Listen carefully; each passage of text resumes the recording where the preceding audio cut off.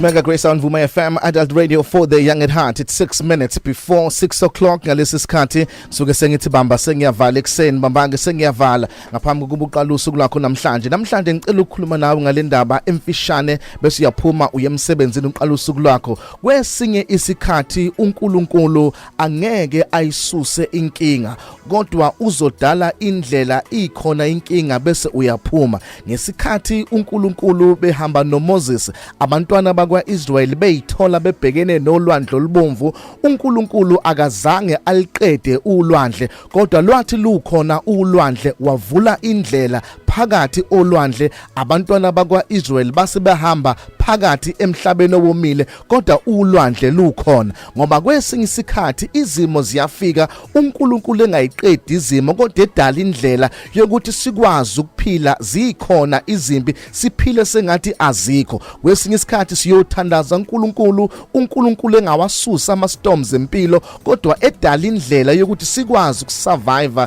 sikwazi ukuphila ama-storms ekhona. Ngesikhathi uDaniel ephoswa emphandweni weingonyama, uNkulunkulu akazange ayibulale ingonyama, zaqhubeka zaba khona, zaqhubeka zaphila kodwa uNkulunkulu wadala indlela yokuthi ingonyama ziphelelwe iappetite, zingakwazi ukuthi zimcrave, zimhalele, zimlangazelele uDaniel. Ngoba uNkulunkulu kwesinye isikhathi akayiqedi impi kodwa udala indlela ikhona impi yokuthi ukwazi ukuphila, ukwazi ukusurvive. Ngesikhathi abafana bathathu uShadrach noMeshach noAbednego bephoswa esithandweni somlilo, umlilo awuzange ucinywe, waqhubeka wavutha, waqhubeka abakhona amalanga bomlilo kodwa uNkulunkulu wenza ukuthi abafana bathathu bephakathi esithandweni somlilo kodwa umlilo ungabi namandla wokubashisa besesithandweni somlilo. Bengathi ekseni uNkulunkulu kuyokwenzeka kwesinye isikhathi angavumeli ukuthi impi iphele kodwa aqinise wena uphakathi empini.